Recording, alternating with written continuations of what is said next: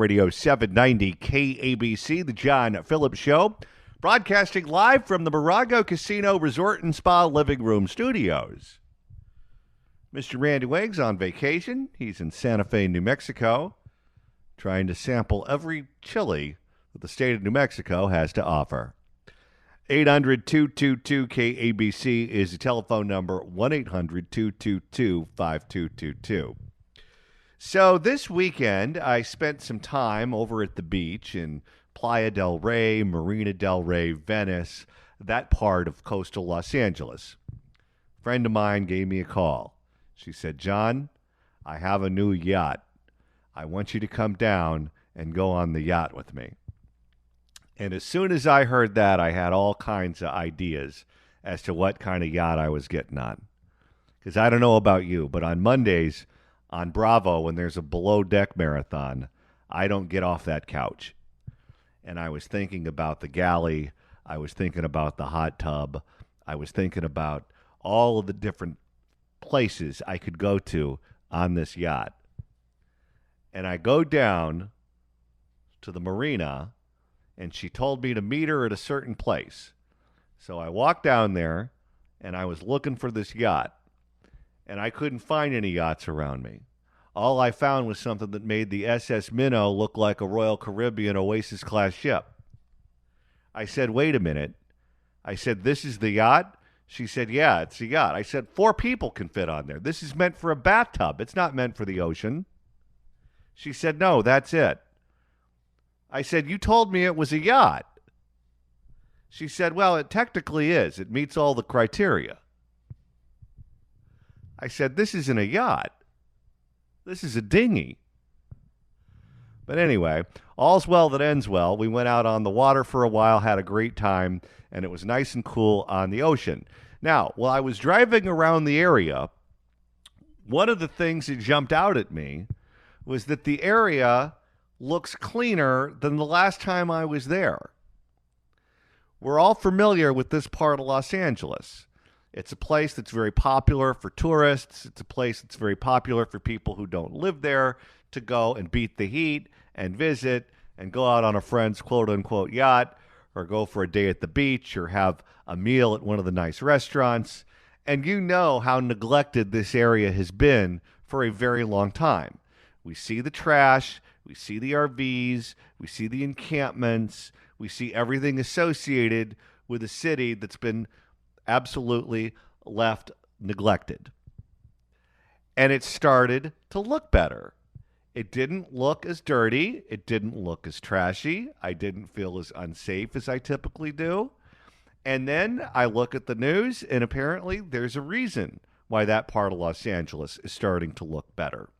Because the cleanup has begun at one of the massive homeless RV encampments in Playa del Rey.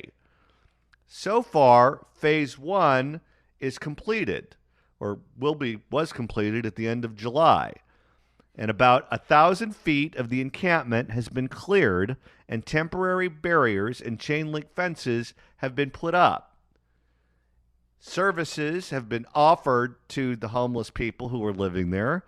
Some took it, some didn't. But the point is, the cleanup of the encampment is happening whether they like it or not. Because that part of Los Angeles shouldn't look like it is a dilapidated part of some city that just doesn't care about what kind of trash is allowed to be dumped on the side of the road and whatever else that's associated with these encampments. All of the crime, of the needles, those sorts of things. The community's putting an end to it. This falls in the council district of Councilwoman Traci Park, who ran on the platform of cleaning up these encampments. She is kind enough to join us now. You can get her online, by the way, at tracipark.com. Councilwoman Traci Park, welcome. Thank you so much for having me on. So this cleanup has been a long time in the making. It has indeed. And you guys are moving forward with it, and you've experienced some progress. We have. You know, I ran on a platform of addressing the homeless encampment and also restoring the environmental damage that has been done at that particular location. Since taking office, my team and I have been hard at work engaging with the community and other partners to secure the resources that we were going to need to do this. We began the operation last Wednesday. We were able to successfully clear about 1,000 feet of that RV encampment. We were back out there today, and I am very proud to report that we have now mostly cleared the remainder of that encampment. I think there are only about 3 vehicles left at that location. So an incredible amount of progress in a very short time. I'll give you a prediction here. I think because you guys have cleaned out this encampment, crime is also going to go down in that part of your district.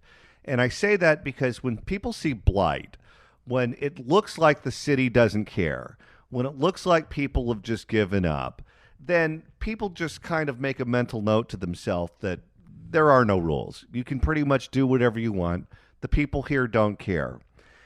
But when it's obvious that they do care and they're cleaning it up and they want it to look neat and shiny and like how a beach should look, a place that people travel to from all over the world, then you say to yourself, oh, they won't put up with lawlessness here. I should go do that somewhere else. And that's exactly right. And we certainly saw those issues associated with this particular encampment. The calls for service to LAPD, the shootings, the meth labs, the overdoses, the fires, there were car thefts, unlawful dumping. This entire area had been allowed to spiral out of control. Lawlessness was rampant and unfortunately was a byproduct of the fact that we had a council member for 8 years who refused to insist on having order and addressing these issues in a responsible way. And I campaigned to change that, and that is the work I am doing. And my only regret in any of this is that it took as long as it did to begin the process of restoring this essential environmental asset back to full use and enjoyment by the entire community. You know, your predecessor, Mike Bonin, who you referenced, and his ideological allies fought tooth and nail the efforts to clean up these encampments, and you know this better than anyone else. And one of the arguments they give is, well, you can go ahead and clean this up, but they'll still be homeless. They'll just be homeless someplace else.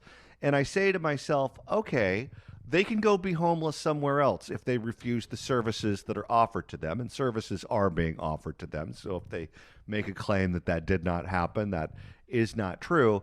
But it's not your job to be the queen of the world. It's your job to be the council member for that particular district. And there's no need to reinvent the wheel here. If you just enforce the laws that are already on the books, that will take care of much of the problem. And if you have the attitude of you can't do anything to make it better unless you fix the entire world, then what you end up doing is nothing. And doing nothing is just not an option, but it's what they had been doing for a long time. That's exactly right, John. And, you know, I wish I had a magic wand that would resolve every problem in one fell swoop overnight, but that's not the reality. What I can do is focus the resources that we do have in the places where they are needed most. I can certainly be the one to step up on behalf of my constituents and the community that elected me to do this work and say, enough is enough. We are going to restore some order around here, and we are going to insist that existing laws be enforced. And right there on Jefferson, where that encampment has been allowed to grow and persist unchecked and unregulated for years now, that has always been designated as a no parking area. And so as we continue our work, we will be very sensitive to that, and we are going to be very, very intentional in our work to ensure that this does not become a problem again in the future at this location. I love how you're talking about this because it seems like so many public officials are most almost apologetic about enforcing the law. Like, we don't want to do it, but our backs are up against the wall. We have to do it. And I say to myself, no, the law is the law, and we shouldn't apologize for enforcing it. People pay a fortune to live here. They want to live in a clean area. They want to live in a safe area. And if you breaking the law prevents them from doing that, you have to modify your behavior. It's as simple as that. And that's right. And I'm not going to apologize for my stance on public welfare and safety. We will continue to lead with offers of services and housing. We are going to provide everybody with an opportunity to move into a safer setting. And, for those who are resistant to those efforts, we are going to continue working with them. And that is the attitude, the determination, and the leadership that I am going to continue to bring to this. And I think in large part, the reason that you are seeing the changes that you described at the beginning is because of that determination and will to get it done. We are all tired of the bureaucracy, the excuses, and the delays. I don't mean to minimize here the numerous challenges ahead or the amount of work that needs to be done. However, we can better manage this problem. It is what I was elected to do. And I think what you're just seeing over the last couple of weeks at this location is indicative of my commitment to deliver on those promises. Well, and that's so important. And it's so important to be loud about it as you are. Coming on shows like this, being active in your district, being active on social media, because words matter, language matters. And if people know that you aren't willing to put up with it in your district, they'll go someplace else. Because if you're willing to put up with it, you'll get more of it. We definitely, the attitudes and the leadership out of the council office have a huge amount of impact and influence over what the conditions on the ground are. And like I said, I don't have the resources to fix every problem in real time, but what I can do is bring that determination and that leadership to keep on the pressure and to keep moving the needle citywide, because frankly, no community in the city of Los Angeles should have to put up with these issues anywhere. What kind of reaction have you received from this? And I say that because I was talking to a friend earlier who's a member of a Facebook group in your district. And he said in the Facebook group, there is a lot of fighting for a long time between the people who support you and your attitude towards this, and then the people who support Bonin and his inaction on doing anything about it. And it would get nasty at times, very heated. But he said that he's noticed that over time, even the Bonin supporters, even the people who didn't vote for you, people who voted for other candidates, are acknowledging that the district looks better, that it's cleaner, that it's safer. And they've acknowledged in certain ways the errors in their ways, which politically it's very difficult to get anyone to do on any subject. But he said that he's seen the evolution of this Facebook page over time. Are you seeing the evolution that he's seeing in that Facebook page in your dealings in the district?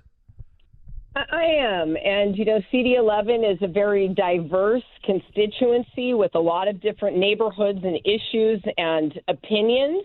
And I have really tried to lead with honesty and transparency. I've never hid from where I am on these issues. We are also addressing these issues in the right way by ensuring that we are making offers of services and housing, and we are offering people a different alternative.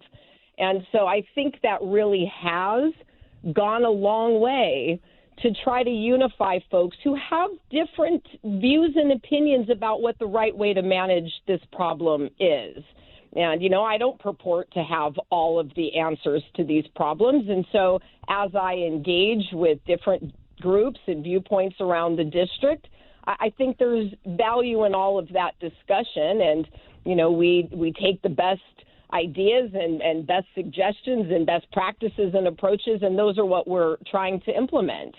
And at the end of the day, I represent all of the constituents in my district, not just those who voted for me or who supported me. And my obligation is to restore public safety to urgently and compassionately address homelessness and to protect our sensitive environment on the west side of Los Angeles. I believe that we can do all of those things at the same time. And I think that really does go a long way towards, trying to heal some of the divisions. And keep in mind, this is a constituency who has been virtually ignored by the council office over the last 8 years. And, unfortunately, I came in at a time where people had not had a partner or an advocate or an ally. And there was a lot of work for me to do to get people back to the table and to restore some hope to them and the ability to have some faith in local government, to hear them out and work with them. So that's work that I'm going to continue to do, and I think that through those partnerships and that collaborative leadership that I bring to the table, we're going to continue to see improvements all over the West Side. Last question before you go. There are 14 other districts in the city of Los Angeles. I travel around the city of Los Angeles all the time. You don't see improvement in many of those districts. In fact, you see it getting worse. Are your colleagues watching what you're doing in Venice on the west side of Los Angeles? And are they paying attention closely? Because there's so much of what's going on there right now that's working that should be copied and should be used in other parts of the city. Because if you live in downtown or you live by Dodger Stadium and Elysian Park or other parts of the city, you don't want all of these problems around you either. You don't want the drugs, you don't want the trash, you don't want the environmental damage being done. How closely are they watching what you're doing right now? Well, I don't want to speak for them and how closely they are watching or not, but what I will say is at the end of the day, every single one of us is accountable to our constituents. And I am doing what I was elected to do, and I am delivering the promises that I made to my community. I do think that our approach is working. I'm seeing the difference overwhelmingly. The feedback that we have received has been favorable, and I think that if we could bring a compassionate but common sense approach to managing homelessness in the city of Los Angeles, we would actually start seeing improvement everywhere. But doubling down on the same failed approaches that haven't worked in the last decade is not going to make things better. So we've got to make some changes. We have got to be much more intentional and granular about how we're addressing this. And at the end of the day, we're all going to have to be willing to stand up and say at some point enough is enough. We are going to insist on restoring law and order, ensuring that our laws are enforced, that our public safety partners are adequately resourced, and that we are all rowing in the same direction to make Los Angeles safe, accessible, and livable for every member of the community. I could have used some of those rows on the boat trip I took this weekend. I didn't even think it had a motor.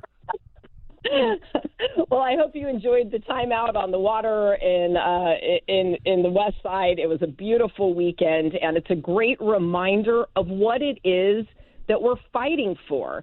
You know, the Ballona wetlands is an ecological resource that is very unique in Los Angeles. It is the last of a patchwork of remaining coastal wetlands.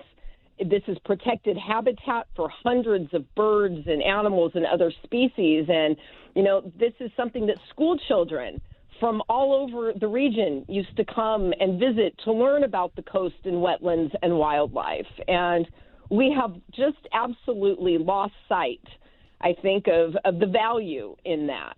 And so I am really proud to be working with Friends of Ballona Wetlands and the Ballona Conservancy and community advocacy groups like Friends of the Jungle that have worked now for years to try to get some elected official to move the needle on this. And I feel really good about what we've done. I think it does set the bar for what we need to do all over the city. And I look forward to continuing to work with my constituents on the West Side to deliver the results that they deserve. Los Angeles City Councilwoman Traci Park, representing the 11th District, which is Venice and Mar Vista. You can get her online at tracipark.com. Councilwoman Park, thanks so much for stopping by. You're welcome. I'll talk to you again soon. Take care. Sounds good. It's 2:25. Let's take a look at the roads.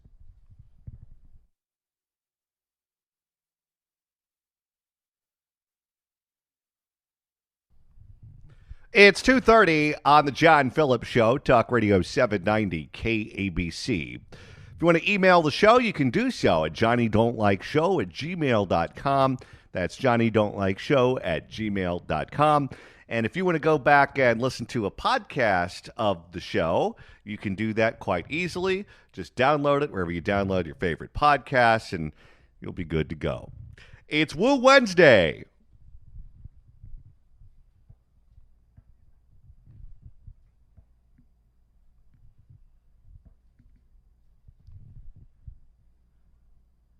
Thank you, Nature Boy. That, of course, means tomorrow is Throwback Thursday, and now is the time. If you would like to pick the bumper music for tomorrow's show, give us a call right now at 800-222-KABC, 1-800-222-5222. It could be an artist. It could be a genre. It could be something crazy. It could be something silly. Whatever it is that you want it to be, give us a call, and if you are the lucky winner, you will pick tomorrow's bumper music. And I know for one, Art, who will be doing the music on tomorrow's show, says go ahead and challenge him. The more obscure, the better. Bring it on. All right. It's 2:31. That means it's time for headlines. 90 KABC. It's Woo Wednesday.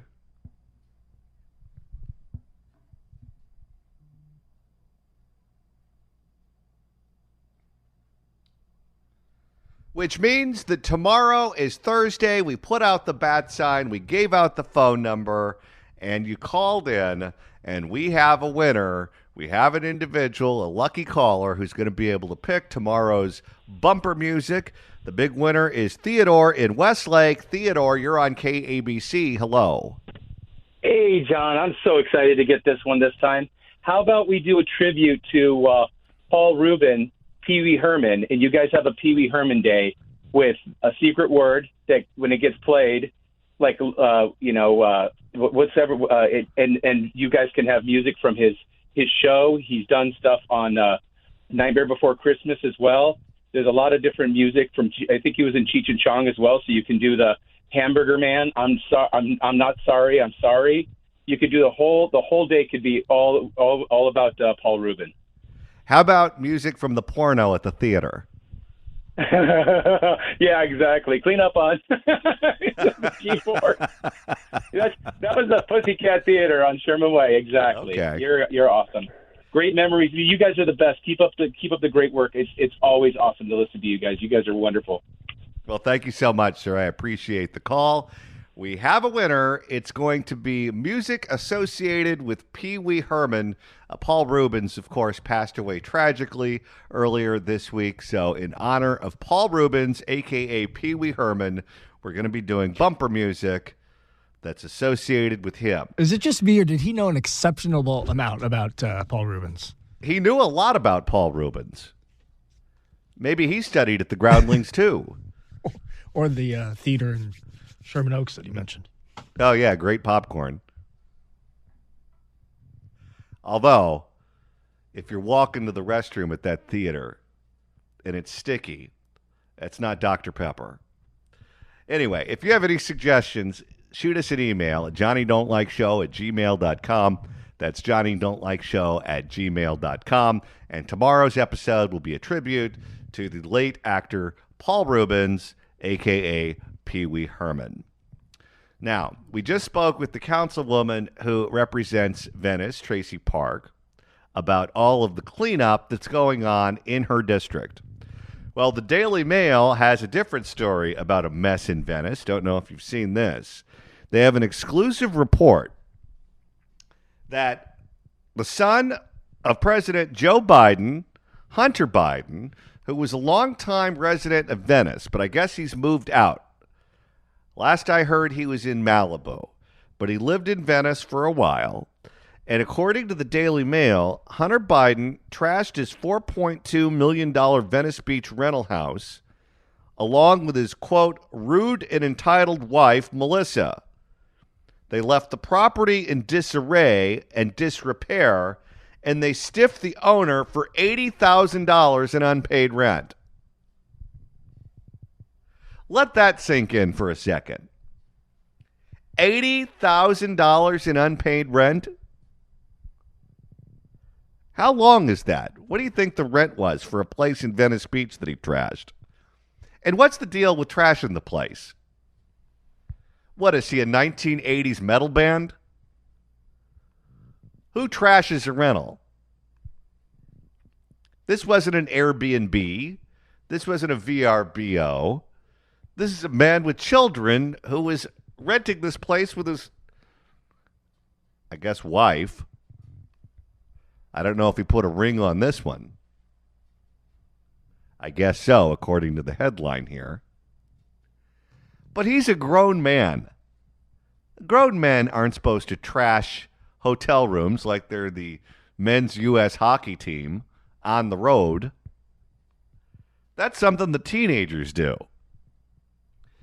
Although I will say this, there's something associated with meth use that makes people want to live in squalor. I don't know what the deal is, but you look at what's going on with these hotel rooms. Project Inside Safe, that's the mayor's signature program, where you take people out of the encampments and you find a motel room for them, because Tom Bodette left the light on for them too. And then you put them in the motel room. And the theory is if you just give them a roof over their head, they can start to put their life back in order. But what we found out is they trashed the motel room and they light it on fire. And then the taxpayers in Los Angeles are on the hook to clean it up. So it's a full cycle. So we initially see them on the news living in the encampment. Then the politicians get shamed into doing something about it. So they put them in a motel that they then destroy. And I guess then we go full circle by watching the motel get remodeled on HGTV. They send Jeff Lewis in. They look at the no-tell motel and all the fire damage, all of the drug paraphernalia, the holes in the walls, knives taken to mattresses, everything you would expect. And then they have to go down to IKEA and fix it all. Starts on television, ends on television. So who knows? He's supposed to be clean and sober now, Hunter Biden, right? That's what we're told. And then they caught him on the balcony of a house with his attorney who was smoking pot. He's not supposed to do that. And then they find the house in this condition. Well, let me tell you, if this is the condition that he left the house in and he didn't pay the bills, and we know he's making all this money off the Chinese, so he shouldn't be broke. He's spending that money on something else, and that something else is leading him to live in squalor. My guess is Hunter Biden is still on the crack. It's just one man's opinion. But usually people who aren't on crack don't like living in that condition. If you're on crack, it doesn't seem to bother you that much. But if you're not on crack, you sweep every now and then. You go down to Target, get some Windex, get some Pledge. Make it look spiffy. You don't want to live in a $4.2 million Venice Beach rental house and have it look like a homeless encampment outside. That's not typically how people operate. And stiff the landlord for $80,000. I wonder if Joe's going to pay that bill. My guess is no. It's 2:44. Let's take a look at the roads. Thanks. On the John Phillips Show, Talk Radio 790 KABC. I told you yesterday that there was a new New York Times poll that showed that Joe Biden was at 43% in a general election matchup against former President Donald Trump, who also had 43% support. Even Steven tied up. And this was without any third-party candidates being listed on the ballot. When you do that, it would likely give President Trump a plurality of support over the incumbent president. Well, here's a new wrinkle to add to all of this. According to a new poll, Democrats are more enthusiastic about Kamala Harris than Joe Biden, who, of course, is running neck and neck with Trump. The poll shows worrying signs for the president, even though his party is more on board. President Joe Biden, according to this poll, this is the same New York Times Siena poll, has the support of 45% of Democrats saying they want him to be the 2024 nominee. However, only 20% of Democrats said they were enthusiastic about his reelection bid. That means most Democrats say, okay, I'll vote for him, but I'm not going to run to the polls. The poll found that Biden and former President Trump, of course, are tied at 43%. Now, what's interesting is enthusiasm matters because for anyone who's not a political animal, you never know when something's going to come up. You never know. If it's raining on election day, there's a game that's gone into extra innings. Do you really want to drive to the polling location and stand in line to vote when you could otherwise be sitting on your couch and finding out if the Lakers are going to win? Maybe you get sick and you don't want to show up to the polls and cough around your neighbors because they'll think you have COVID. They think you're patient zero in the neighborhood. Maybe you have to provide child care for your child and you don't have an opportunity to leave your kid with someone else. And therefore you decide, I'll just sit this one out. And even now, when we have vote by mail in California, we could still be lazy about that. How often do you get something in the mail and you just leave it on your counter and you say, I'll get to that when I get to that? And then the ballot ends up becoming a coaster or ends up under a stack of Bed Bath & Beyond coupons or the Penny Saver or magazines that you didn't subscribe to but they send to you anyway. And then it just all gets piled up, and eventually you get to the point where you say, okay, I need room on the counter, and you just throw it out, and you accidentally throw your ballot out. I'm sure that's happened to more than one person.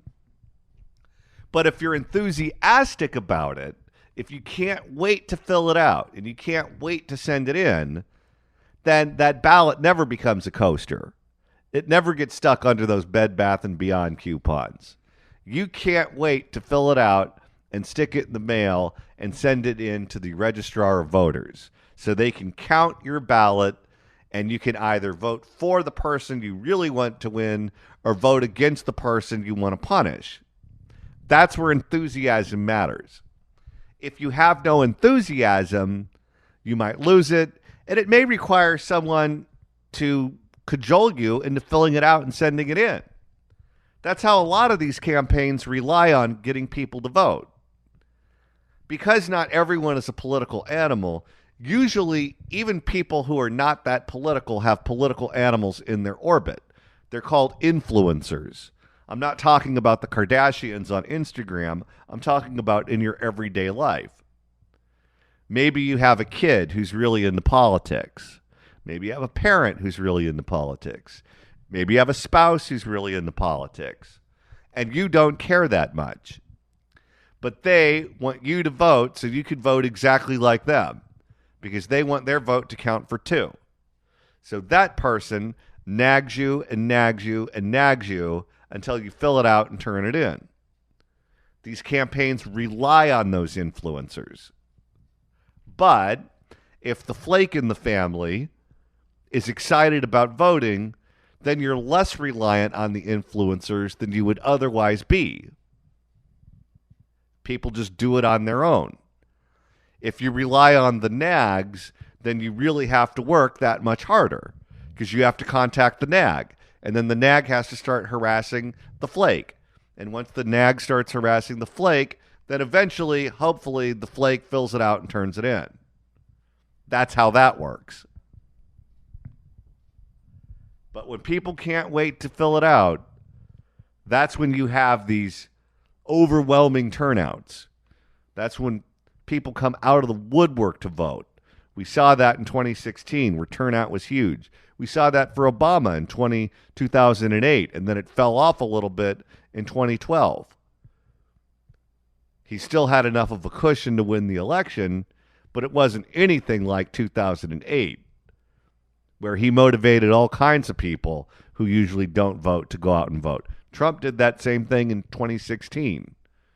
And it looks like this time you're going to have two candidates who really don't excite the public at large to come out and vote in record numbers. So in 2024, they're likely to be extremely reliant on the influencers to get their friends and family members who are occasional voters to fill it out and turn it in, which means they're going to spend boatloads of money trying to contact those people and get them on board. Because after all, who wants to be a nag if you don't have to? It's 2:53. This is Talk Radio 790 KABC. It's 2:57 on the John Phillips Show, Talk Radio 790 KABC. I saw that no one won the Mega Millions jackpot last night, or I guess, was it last night? Yeah, I think it was last night. So according to my California lottery app, it's now up to $1.25 billion on Friday. Now, I'm not saying this because I want you to rush out and buy a ticket. I have the winning ticket in my possession, so don't you worry about that. And if I win the $1.25 billion jackpot, I think we all know I'll be showing up to work on Monday.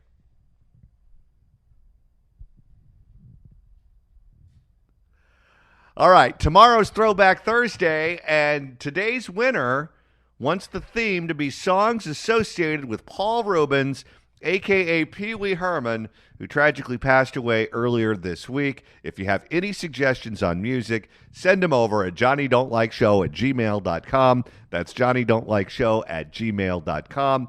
Have a great evening, everyone. We'll see you tomorrow at noon for another live and local edition of The John Phillips Show right here on Talk Radio 790 KABC.